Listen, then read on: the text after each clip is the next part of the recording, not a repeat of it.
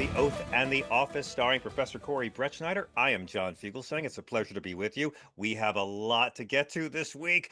Donald Trump is giving Rudy Giuliani the Presidential Medal of Freedom, the nation's highest civilian honor, which now officially ranks right below a Chuck E. Cheese prize token. Trump loses the tariffs case. Abrego Garcia has the law, the courts, and reality on his side, and it hasn't been enough. What is the latest chapter in 2025's most expensive government persecution of one man? And the CDC, the Centers for Disease Control and Prevention, has now been reduced to the CD because apparently RFK Jr. had to cut the control and prevention parts. So, people of Earth, let me welcome the star of our show, the Ivy League professor who is the author of both The Oath and the Office and The Presidents of the People, Professor Corey Brettschneider. Welcome, sir. It's good to see you. Thanks so much, John. I'm looking forward to talking about how today, people are asking us all the time for hope, and we're going to begin today by talking about how the courts are actually giving us lots of hope, pushing back against the military invasion of Los Angeles and the pending invasions of other cities. The move from a soft coup to a hard coup turns out to be illegal, and thankfully courts are saying something about it. And that's true, too, of the tariffs case, where there's a law on the books that basically prevents exactly what Trump is doing. And thankfully, we have an appeals court, the DC Circuit, saying exactly that. And then I just want to tease, too, for the Act 3, the last part of our show. You mentioned my books. I'm so excited to talk about your amazing book out next week, The Separation of Church and Hate, and to switch roles and to give me a chance to interview you. It's been a lot of you asking me questions, and I can't wait. I love the book, and we'll do it some this week, and then we'll go even more in depth next week when it's out. Well, thank you, Professor. I'm very honored. But now, come on, we're all here to cheat off of your paper. And I got to say, thank you, judicial branch. I mean, Gavin Newsom memes in South Park can't do it all. And just earlier today, before we taped, Corey, Judge Breyer has ruled that Trump's deployment of the military to LA violated the Posse Comitatus Act and said that Trump was using the military as a national police force with the president as its chief. I mean, he pretty much said, no, you cannot cosplay as Darth Vader anymore with the Marines as your stormtroopers. I mean, we talked about this, Professor. Trump sent the troops into LA like it was the Taco Bell drive-through. And, I'll take 3 National Guardsmen, a side of Marines, supersized tear gas. And the judge is just like the bouncer saying, no, sir, your name's not on the Constitution. You're not getting in. And Corey, Breyer didn't just slap Trump down. He scorched him. I mean, he said he's trying to create a national police force with himself as chief. And it also noted there was no rebellion in LA. There was no rebellion. I mean, they were saying Trump has a fake tan, and Trump said, send in the tanks. And the lawyers, Trump's lawyers admitted they certainly understand that the president can't just deport whoever he feels like or order the military around like it's Uber Eats. So where does this stand now? And what do you think, Professor, this means for Donald Trump's vision board, God box, wish list, dream journal of sending armed troops into New York and Chicago?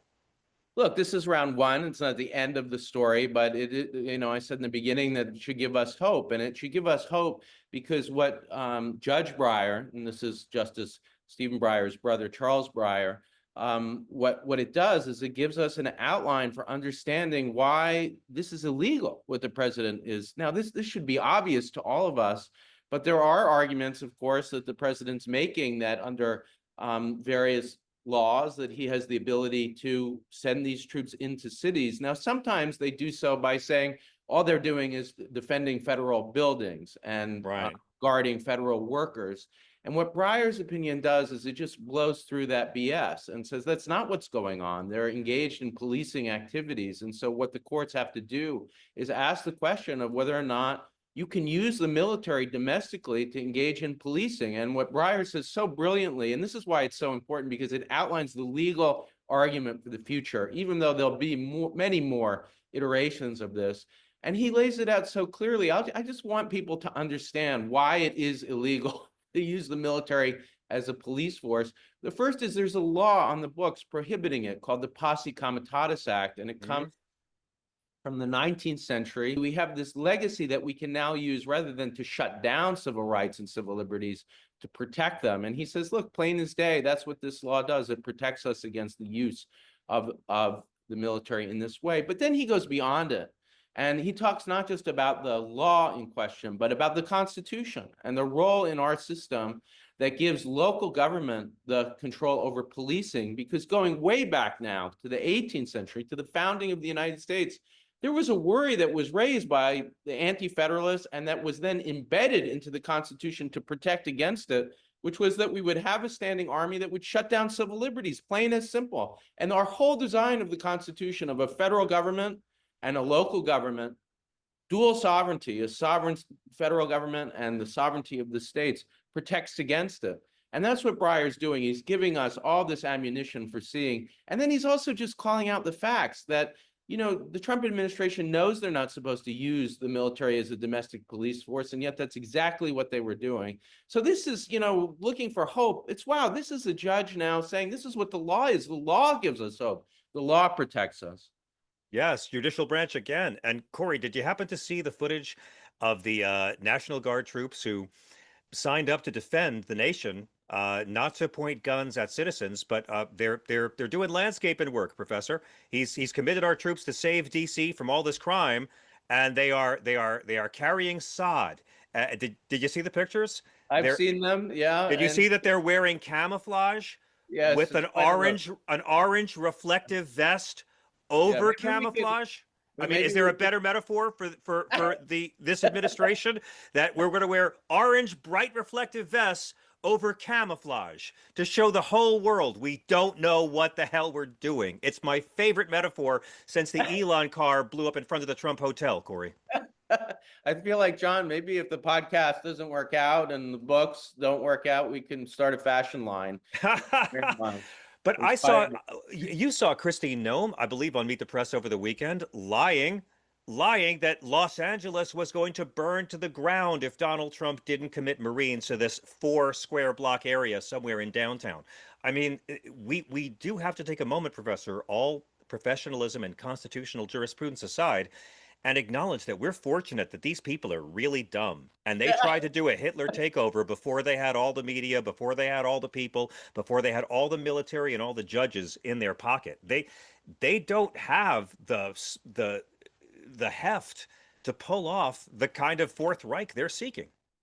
I think, you know, look, there's a lot to be hopeful about. One is the role of Judge Breyer here, and other is the stupidity of this administration. I certainly agree, and that saved us in many cases in the Trump 1.0. But they, you know, as stupid as they might be, they tend to learn from their mistakes and to try and try again until they succeed. I'll tell you one thing that does worry me and why I don't want to be too on the one hand, you know, I think it's hysterical watching these images, but on the other hand, there is this constitutional danger in Washington, D.C. that isn't necessarily in the states, because in D.C. he has so much more control. That's right. And so and D.C. is a federal district, it's not a state, it lacks statehood, and we've had prior episodes about that. So he's using it as a canvas, and he has more leeway to pursue it in a way that he doesn't in the states and in local. Okay, you're And right. even, I'll mention one other worry, which is I don't want to be too cavalier. As great as Breyer's opinion is, and as correct as it is, there's a lot of judges out there, and as we see the military deployed to different cities, who might say something very different, who might Oh, of talk about course. the bizarro opinion that would say, you know, the president gets to decide. He has discretion about when there's an emergency, when Of course. there's insurrection, and when there's not. Yes, they cannot turn these Trump stooges and winged monkeys into judges in Texas fast enough to try to rig the game even more. But let's go a bit deeper into Donald Trump's profoundly stupid illegal agenda being scuttled by the legal process, because the whole trade war, Professor, the tariffs he bragged about like they were his signature Michelin-starred deal-making entree. The entire trade war got tossed in the dumpster by another federal appeals court like it was a 2-day-old Taco Bell burrito. I mean, Corey, we talked about this. This man strutted around like he was Alexander Hamilton reincarnated, except instead of the Federalist Papers, he was slapping the word emergency written in crayon on every box of Chinese toasters and counting on white folks to not understand why the prices are going up. And the federal court just told him his powers are unbounded in scope, amount, and duration. which I think is legalese for Trump. You're making this as you go, like your golf scores and your hairline. Professor, can you walk us through the specific law at the center of this case and why the court said this administration overstepped? Yeah, in the same way that in the first case that we talked about, the deployment of the troops into Los Angeles and California, there's a law in the books, the Posse Comitatus Act, that protects us. Thankfully, that's true here too. And this isn't all of the tariffs, but it's some of them where Trump relied on what he claimed were his emergency powers to enact tariffs without Congress. Now, to my mind, the Constitution creates a very clear structure, which is that tariffs might be constitutional, but you need authorization by Congress. So where does that come from? He bizarrely looks to a law about economic emergencies passed in order to curb the power of the president. We've had a few of these moments throughout American history where presidents have acted in an abusive way, and Congress actually, and this is part of the hope, is looking to the past. Congress has come back and said, no, stop abusing your authority. And after the Nixon administration, Nixon used emergency powers to enact tariffs and to justify his abuse of power in all sorts of instances. And there were a number of ways of pushing back. One of the most famous is the War Powers Act, passed at the end of his administration to stop the illegal, for instance, bombing of Cambodia and to give Congress a role. We've talked about that. Less understood are a pair of laws, one called the Emergencies Act, giving Congress the ability to stop an emergency if both houses had a majority to stop any emergency. That got amended, unfortunately, and weakened over time to require 2/3, and so it wound up increasing the president's power. The law here, though, remains on the books, and it limits when the president can engage in a claim of emergency. And what he's claimed here is he can enact tariffs without Congress for arbitrary reasons based on this law. But that's not what it does. It limits the president's power. And so that's what this Court of Appeals said. I've been fortunate enough to be in touch with the team that put this case together. And it is a really interesting team. It includes Yes, it Nick is. Del the acting Solicitor General from the Obama administration, but also people more associated with the movement of libertarianism. Yes. And That's what's fascinating about it. I mean, and a conservative judge. Yeah. You read my mind, Corey, because it's a coalition of liberals and conservatives challenging Trump together. And I've said this before on the show, Professor. I've got a theory that the oligarchs who own our country are done with this guy and they don't need him anymore, and they'd rather have JD Vance, and they're very happy using the courts to save their economy. But regardless of conspiracy theories, this was a coalition of liberals and conservatives challenging Trump together. And I wanted to ask you this. Why is trade law and constitutional checks on executive power, why is that one of the only areas that can still unite people across the political spectrum? Well, I think what look, there's a difference of substantive opinions. I should say, I don't think that the conservatives and libertarians who are involved in this case are really, have an agenda to support any particular candidate. I think they have a principled commitment to the idea that you don't want excessive regulation of foreign trade because open borders is, good for America. Now, regardless of whether that's true or not economically, I think the thing that really does unite a certain kind of conservative, not Christian nationalist, which we'll talk about later, but a kind of old school classical liberal is often the way they put it, who are devoted to international trade, and more progressive liberals like us, is the idea that you can't just violate the law. And the bottom line is that there is a series of laws on the books that say the president is not a dictator. The president can't do anything he wants. One of them is the Posse Comitatus Act that says, no, you can't just send troops as you like into the states. And another is that says, look, if you want to have tariffs, you need Congress. You can't just do this unilaterally. So I think that's the motivation. And more people who I think, 10 years ago, I found myself arguing with all the time, common sense is bringing me together with them to say, hey, there are laws on the books and the president's not a dictator. That seems like something that you wouldn't need to say 10 years ago. You do now as we're facing this.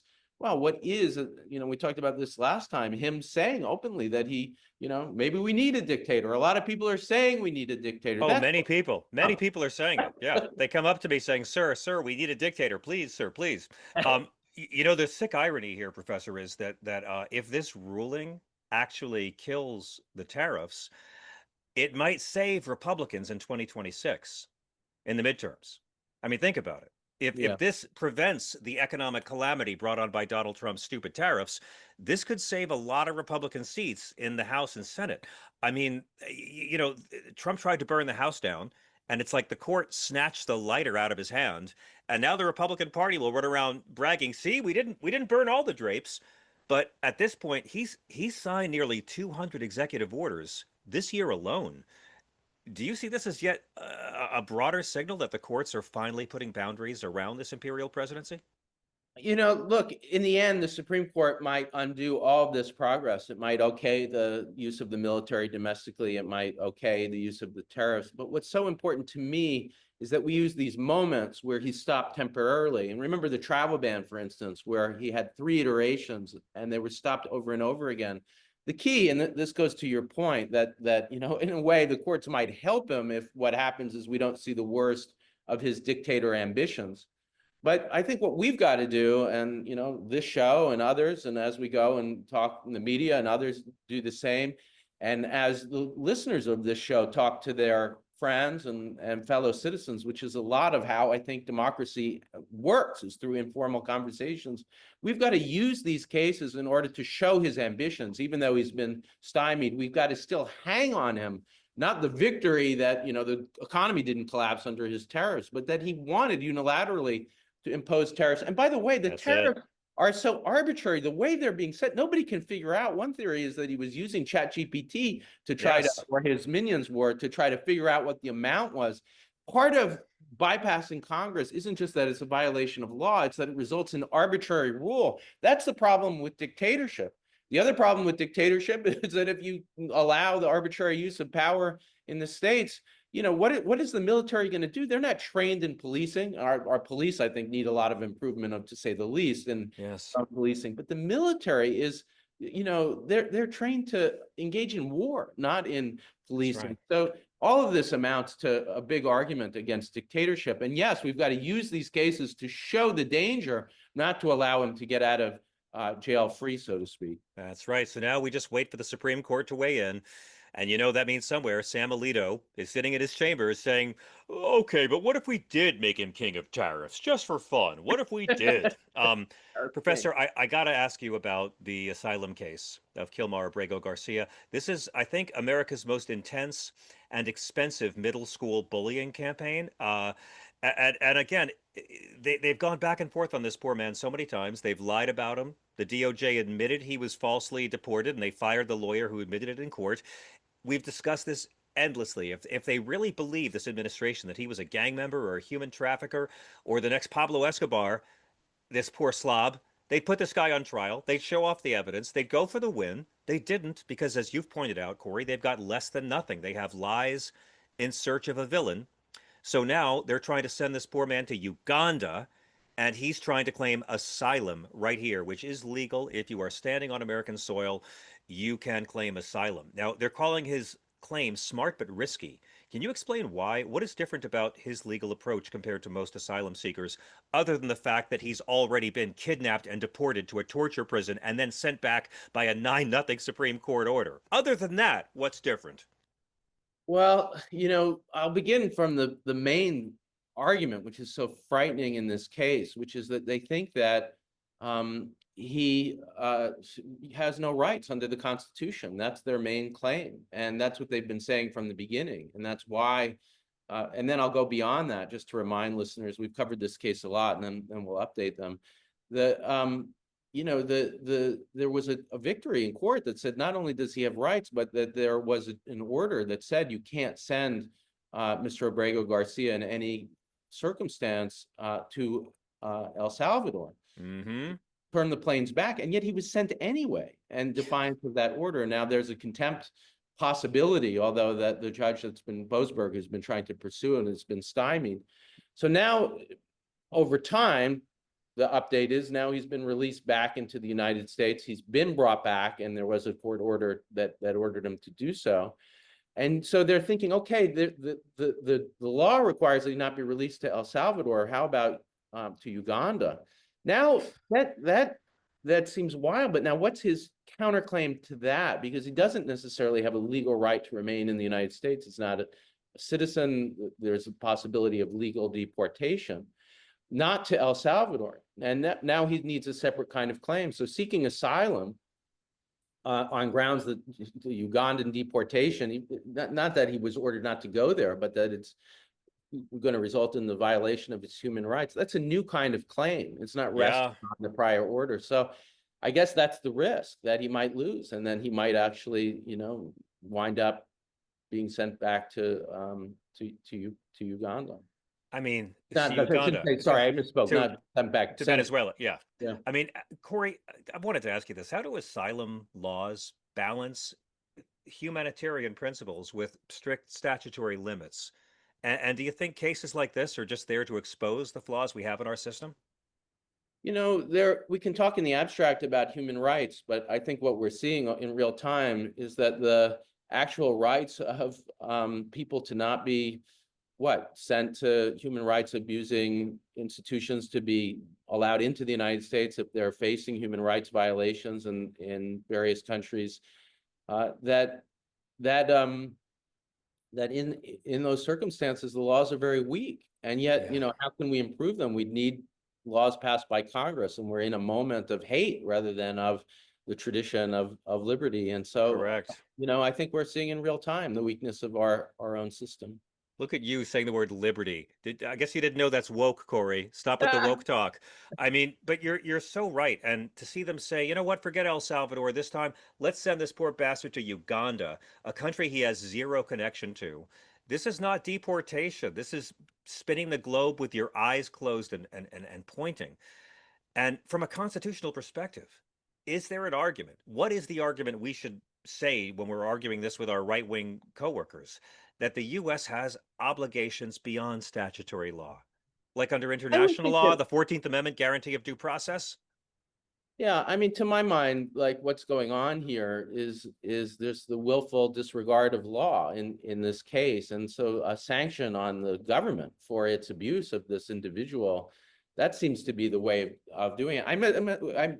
We haven't mentioned a crucial part of this story, which is at one point when they brought him back, they claimed that they were going to prosecute him because he was involved in trafficking. And then his rights there turned out to be. But you know what happened there? The liberals said, fine, prosecute him. We don't care. Due process. It's all we're asking for.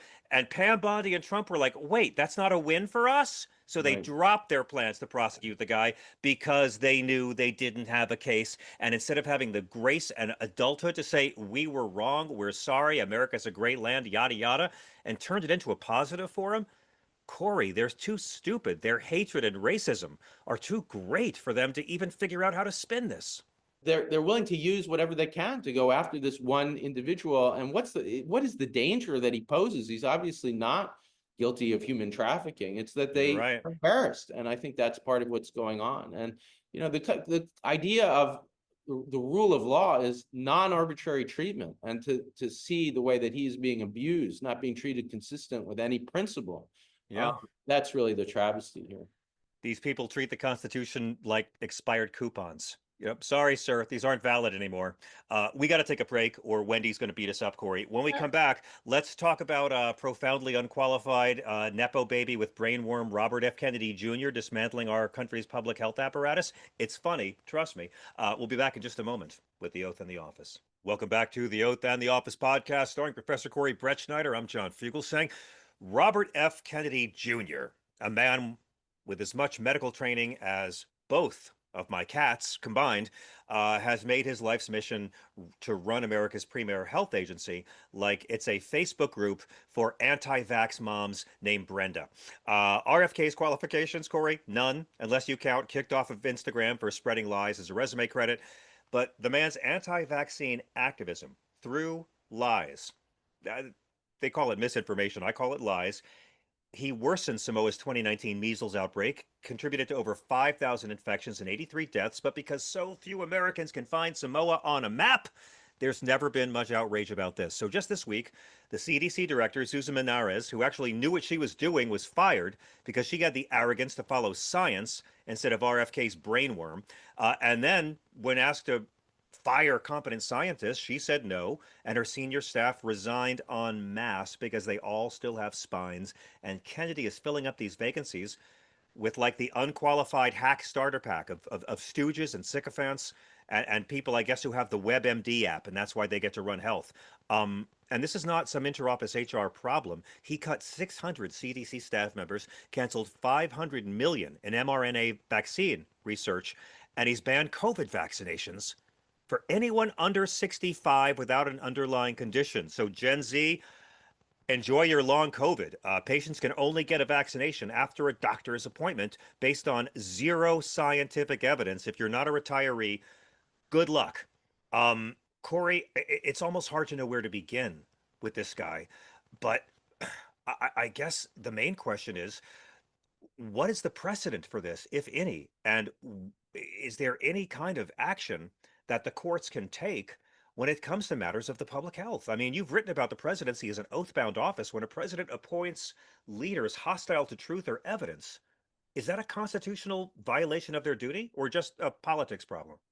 Well, I definitely don't think it's a politics problem. And I'll just start with the idea of the civil service. There are more than 2 million people in the executive branch. And I think this is an underappreciated part of how our government works. The vast majority of them are civil servants who are charged not with doing political bidding, or they're not certainly not politicians. They're charged with carrying out some mission.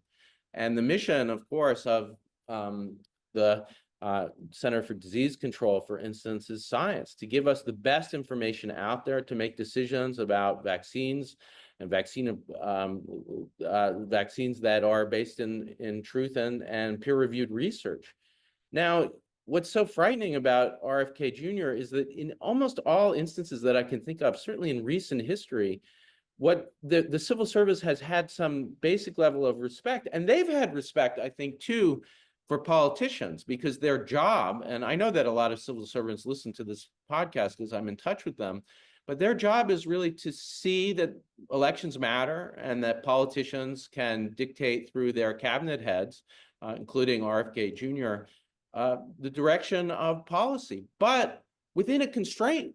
And what I think is just bizarre, what makes this different from any Democratic or Republican previous administration, is that now those civil servants and science is just being disregarded for what looks to be the whims of RFK and what he thinks he understands or not. And, you know, it is just somebody who isn't thinking clearly, who's He's not. by conspiracy, and who couldn't care. It's not just that he couldn't care less about science, it's that he's hostile to it. What's Correct. so funny to me is I've heard people say that MAHA, I guess, Make America Healthy Again, appeals to them even if MAGA doesn't, because he has a history of going after some unhealthy foods. But this, of course, but again, they're not fighting for single payer. They're not fighting for access to health care. This administration is throwing over 10 million Americans off of health coverage. So we have to assume that even if RFK Jr. says things that are true about additives in our food, everything is a lie, because they are not here to make America healthier again.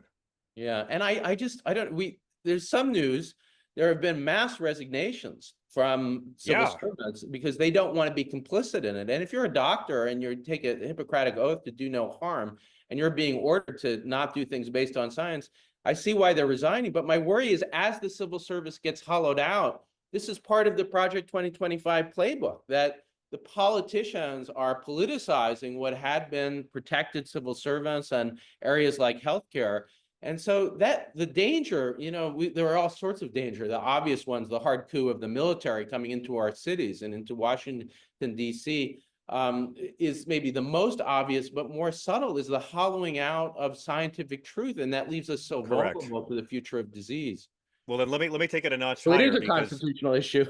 Well, this week, RFK decided he should open his mouth and publicly link the horrific mass shootings in Minnesota at a church to SSRI antidepressants. Didn't wait to find out if the shooter, who RFK thinks should have access to AR-15s, didn't wait to find out if the shooter was on antidepressants. He just pushed the claim that SSRI drugs are addictive and might be contributing to violence. You know what might be contributing to violence, Corey? 20-something males being able to walk into a Walmart with enough firepower to invade Belgium. You fix this by banning civilian access to guns that shoot 600 rounds a minute, not by banning happy pills. And you know what he's really doing. It's guns are the #1 killer of American kids. And Republicans are desperate to make us look anywhere but the firearm aisle at Walmart. So SSRIs are the villain. All of our allies have these drugs. France, Japan, UK, they're all drowning in Prozac and transgender people and mental illness and violent video games. And they're not drowning in actual shootings. Millions of Americans rely on SSRIs to get out of bed in the morning. Doesn't work for all of us, but you take that away and you get American suicides. And you get communities unraveling, you get Americans dying. So beyond the obvious impact on public health, Corey, do you see this as part of the war on truth that undermines democratic governance itself? I mean, this is going to kill Americans with a smile on its face. It's much bigger than just the CDC. It's about our democratic governance. Yeah, we talked about the institution, the belief in libertarianism that some of our allies, turn out to agree with us, even if we disagree about things like economic policy. That there is a common belief among a spectrum of people that the law is what matters and truth is what matters. Now, one libertarian proposal for a long time has been to get rid of regulation, but to have information. And when a lot of these regulatory agencies were created during the New Deal, there was a debate about whether or not information flows, let people make their own decisions, but at least have the right information flows. But here you see them not just making bad decisions when it comes to the approval of drugs, but destroying the information flow from the federal government. So you're now having I just want to point this out, some of those who have resigned from the CDC and other agencies are saying you can't trust the federal government, that their war on truth is such that we've now got to find alternatives. And so who do you listen to? One recommendation is, well, your doctor. Okay, but what if your doctor isn't well informed? Hopefully they are. Choose a good doctor. Not everybody is going to have the best doctor. Well, maybe it'll be professional agencies of doctors that we'll start to look to. But the key is we've got to protect ourselves. And the way that we're going to protect ourselves is not to listen to the federal government anymore about basic health concerns. We've got to find alternatives. I do think the professions here need to step up. I talked about meeting the head of the American Bar Association, and they've certainly done a lot to chastise those law firms that are going along with Trump to create an alternative universe in which the Constitution is upheld. And I think we need to see a similar thing with medicine. We need to see doctors stepping up. And, this is bizarre thing to happen, but to say, no, the government is wrong, don't listen. And if we don't have that, I don't know where else we can look to. You could make the argument that Operation Warp Speed was the one true good thing Donald Trump did in his first term that worked, and then he got booed for it when he mentioned how he got boosted in 2021 and has never mentioned it again. We should be looking for the states to take control of this and say, no, no, boo-boo. We know the impact that this has on our economy. We, California, we, Illinois, we, New York, will still be providing COVID vaccines to our citizens because we're not freaking dumb. Corey, I gotta bring up my favorite story of the week. Are you ready? Donald Trump has officially turned the Presidential Medal of Freedom into the loyalty rewards program for disgraced degenerates. Look at the Mount Rushmore of shame. Who has he given this? Rush Limbaugh, the dead racist, Jim Jordan, protector of locker room predators, and now Rudy Giuliani, this human wine stain, this guy who destroyed his own career screaming about bamboo ballots, disbarred in 2 states, drowning in felony indictments, liable for over $100 million for his racist lies, and last seen with goth hair dye streaming down his face like he's Pennywise's drunk uncle. This guy's getting the Medal of Freedom. Corey, given Giuliani's role in spreading deliberate malicious election lies and facing ongoing legal battles, what does this say about how Trump is wielding one of the highest civilian honors? Well, I think, there are themes. Part of resisting this attempted coup, this attempted takeover of our government by wannabe authoritarian,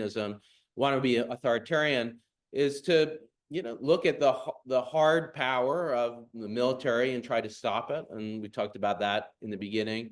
And then we've moved into talking about truth. And that's part of the danger, which might result in not just lies being spread, but in death in the takeover of the CDC. But, I think too, when you start to think of honors, what do we honor? How do we regard history? That's an equal danger, because the story of January 6th is a story of not just the riot in the Capitol, but of a plot to really steal an election, to convince Yes. the vice president to refuse to certify votes, to lie about election fraud that didn't even exist. And, we saw that no more clearly when Donald Trump called for finding fraudulent votes in exactly the number that he needed to win in the state. And Yeah. Giuliani was, right at the head of this. And so to take somebody who has been sued and facing charges throughout the country, and to just rise him up to the level of the pantheon of American heroes, it does nothing less than just rewrite history and I turn January yeah. 6th into a moment of heroism. And before our own eyes, we could try to resist it. But wow, there is a power to the Medal of Freedom that I worry, might Well, lead to the success here. but this is the Trump playbook, right? Loyalty over virtue, corruption over competence. Authoritarians always reward their henchmen. Rudy finally got paid for being Donald Trump's TV lawyer. I mean, Stalin gave out medals, Saddam gave out medals, Trump gives out medals that are much tackier. I mean, does this moment remind you of other times in history when authoritarian leaders rewarded loyalty over virtue? And I hate to ask this question, but what are the dangers in normalizing that? Because we have to Yeah, ask this question. I think, rewriting history, to go on with this theme, that it is an equal danger to the others that we've talked about. You see it most clearly in the saga of Woodrow Wilson, and then what's known as the Dunning School, the rewriting of the 19th century. The 19th century was a period of time after the Civil War of, especially in the Grant administration, of civil rights protections. The Department of Justice actually is formed in order to prosecute more than 1,000 white Klansmen throughout the United States. The enforcement acts are passed in order to give the federal government the power to protect Black voters. It was a moment of democratic ascendance, and yet it was totally erased in the beginning of the 20th century. And that's what Trump is trying to do. He's trying to rewrite his own history so that this attempted authoritarian takeover that was January 6th, and the attempted by also the authoritarian takeover right now, is rewritten into a moment of heroism. And how do you do that? You take one of the architects of January 6th, of the plot to steal an election, to steal America, and you give him the highest honor, one of the highest honors that the United States has. And that's what's going on. We got to hit a break, but before I do, Professor, from a constitutional perspective, is there any recourse if a president uses the power of honors to elevate figures who are demonstrably corrupt, demonstrably law-breaking, demonstrably anti-democratic? There's nothing we can do. We got to sit here and watch it, right? Well, I think we've got to tell the truth. And in the same way that you said, actually really important, I was thinking about professions and how they can fight back. But the other theme that we've been focused on is that the states are pushing back. The states are saying no to the federal takeover using the military. The states can give recommendations that differ from the federal government. It's a really important proposal. We should continue to talk about it and try to make it happen when it comes to the CDC. And maybe we need to do the same with honors, that we have to start having honors that we can't revoke Giuliani's honor, but that honor those who really fought back against Giuliani. Liz Cheney award from professional associations from the states, an award for the January 6th committee and its work. All of that, I think it would be a way of starting to counter the story, the fake story, the rewriting of history that comes with the Giuliani medal. It's not just a Amen. problem of honoring this individual who's had a fall from grace, to say the least. It's honoring, really, it's Trump's narcissism, pretending to honor somebody else in order to honor his own authoritarian ambitions. Amen. I mean, this isn't even an award anymore. This is payment.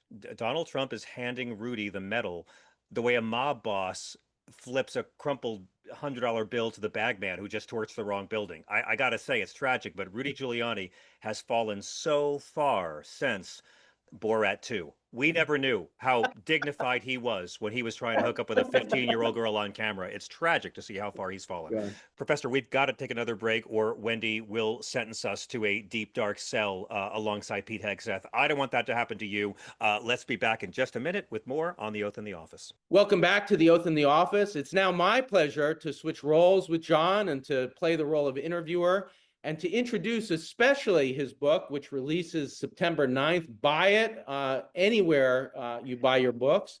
Let me read you the great title. The title is Separation of Church and Hate. And now the subtitle, A Sane Person's Guide to Taking Back the Bible from Fundamentalists, Fascists, and Flock-Fleecing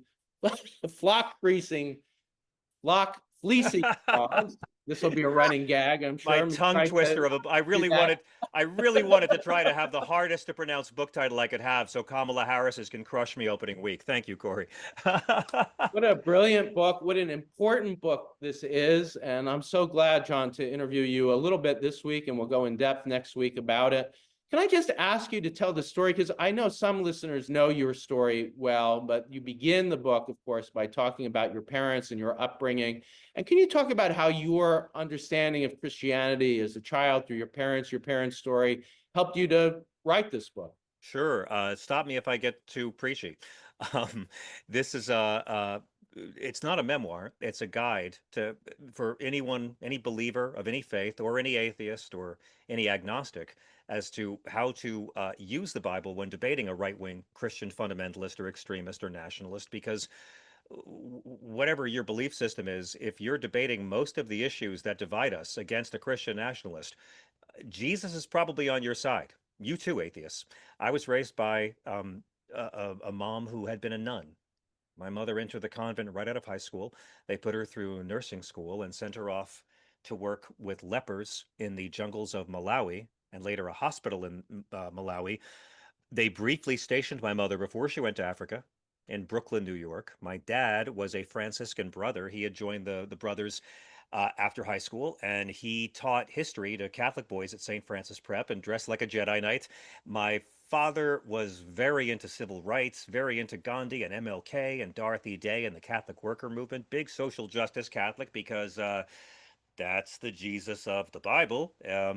He fell madly in love with this nun when he went into the hospital for tuberculosis. Couldn't tell her he was in love, so they stayed friends for many years. After about 10 years, he finally got up the guts to risk damnation and ask her to go on a date. They were married 2 months later, and they tried to raise us to be progressive, free-thinking, sexually uptight Catholics. But it was strange for me. I was taught that Christianity was about the values of Christ: nonviolence, love your enemies, forgive those who wrong you, welcome the stranger. Individuals and nations must care for the poor. Individuals and nations must care for the sick and welcome the stranger, and be kind to those in prison. Pay your damn taxes. Don't execute people. All the stuff Jesus talks about. Jesus of the book never talks about abortion, never talks about the need to persecute migrants or trans kids, never talks about negative treatment of gay people even once. And it was very confusing for me growing up, because the Christians I'd see on TV, like Falwell and Robertson, they were a Christianity that I couldn't understand. And millions of Americans have grown up raised in this religion, thinking it was about love and kindness. And then they realized, no, it's actually been hijacked by this mean, mostly racist, overwhelmingly white, cruel, tax-free clique. And I wrote this book for everybody who was tired of seeing a religion, a movement based on love and empathy, that's been twisted to justify cruelty. There is no way you can follow the teachings of Jesus and support the Trump administration. I'll say it again. It is not possible to support the policies of Donald Trump and follow the teachings of Jesus. That's not to say the Democrats are doing the deed. By no means. They are far from Jesus. But on the issues that divide us, the issues of how we treat each other, and the economy, human rights, the Democratic Party is light years closer to the teachings of Jesus than Trump-era Republicanism, which is the junk-wagging, pasty middle finger giving opposite of everything Jesus ever stood for. So I wrote this book because I was tired of it, and you don't need to believe in the Bible as literal fact to use it to take the camouflage away from these frauds. There was one thing I was going to say, John, is one thing I love about the book, in addition to talking about things that you don't hear often, certainly not from many of the figures that are talking about Christianity in the media, and including the figures that you've mentioned. But you do things like show us how the Bible can offer a defense of feminism and introduce us to characters in the Bible that help bring that out. But there is a kind of big picture thing that exists throughout the book that I wanted to ask you about that you just mentioned, which is how to read it in the first place, how to read it in the way that it was meant to be read, and that shows certainly that things like Christian nationalism don't come from it. So say something Yeah, about that. Like, what's the sure. argument against literalism, and what's the alternative to that? Because so Well, many people's yeah. introduction to religion is through fundamentalism and literalism. Well, the argument against literalism is that nobody takes all of this book as absolute literal fact. Let me say it again. Nobody. Any Christian who tells you that they take all of the Bible as absolute literal fact, all of it, either hasn't read it or is counting on you not having read it. Okay? Jesus spoke in parable and metaphor. I don't know why it's so hard to read the Bible as parable and metaphor. There is a lot of truth in the Bible. There aren't a lot of facts in the Bible. There are many, many truths. And so if you're going to say you believe in all the Bible as absolute literal fact, well, then Leviticus 20:10 commands you to stone Donald Trump to death for adultery. Okay? I mean, do you believe that in the book of Genesis that fallen angels mated with human females who gave birth to a race of giants? Because that's in there. God tells parents they will eat their children multiple times in there. God commands you to kill anybody who works on Saturday.